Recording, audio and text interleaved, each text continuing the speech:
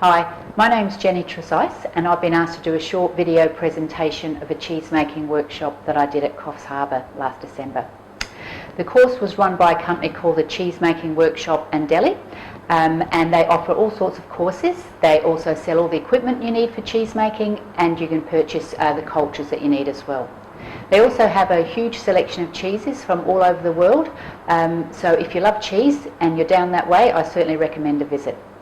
Now, the course I did was a soft cheese making, and it covered Greek yogurt, ricotta, quark, mascarpone, Greek and Persian feta and camembert. I'm going to start with doing the yogurt because many cheeses are made using this method. So I purchased an Easy yogurt maker at Big W for about $20, and really this is just to keep the cheese at a constant temperature while it's sitting on your bench top. You can use any type of milk. You can use fresh, you can use UHT, or you can use powdered milk. I choose the powdered because it can just sit in the cupboard.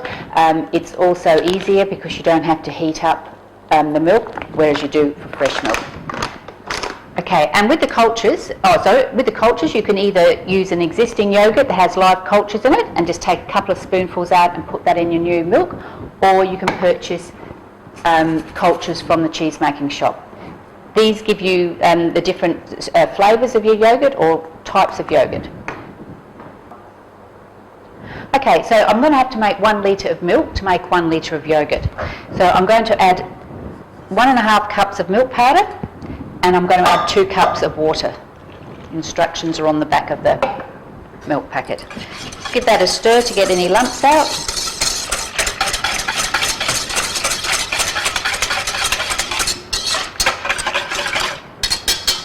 And then I'm just going to pour it straight back into this yogurt maker because this holds 1 litre.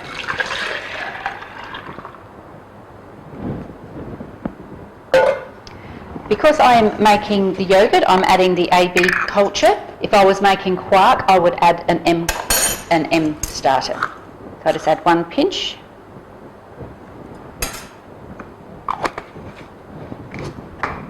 And then I fill it up with water to make the 1 litre.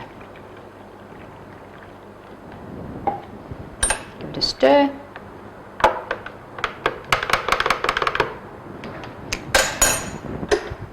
And then we just need to put it in the yogurt maker, boiling water. So this has a little cradle that sits in here, and you just fill the water up until the top of the cradle.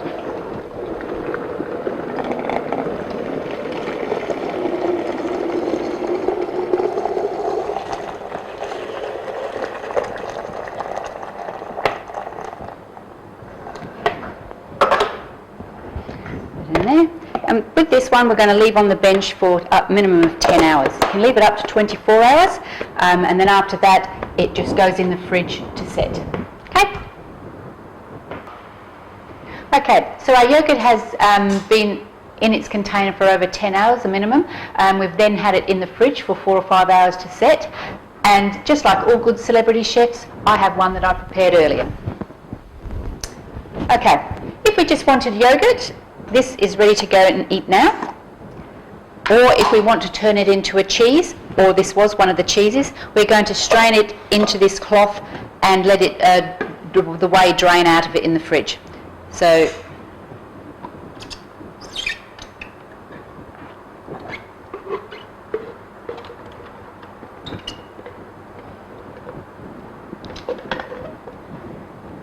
put the yogurt in there, and then we just need to tie it off.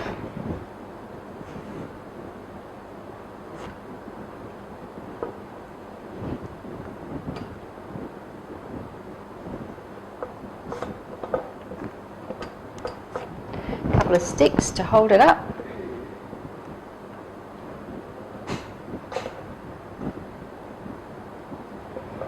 And then we're going to let it drain in this container here. This needs to drain for 24 to 48 hours, and it depends on what you're going to use the cheese for. The firmer the cheese, the longer it needs to drain. So if you want to flavour it with, say, a wet, like a cranberry and port or something, you would want it drier to start with. Okay, so this just sits in the fridge until the desired time. Thank you. Okay, so my yoghurt has been draining in the fridge for about 48 hours. I forgot to get it out and show you what it looks like, but anyway, I'll put it in a container. I've used half of it, but as you can see, it is quite a lot thicker than it was. So if you wanted to turn this into labneh cheese, you could add salt and garlic, but in this case, I'm just going to use it as a cream cheese thing. Alright, so as we can't have any test tastes, I will leave the soft making cheese to you to try at home, and I will hopefully bring some in when we have our next meeting in person so we can have test tastes. Thank you very much.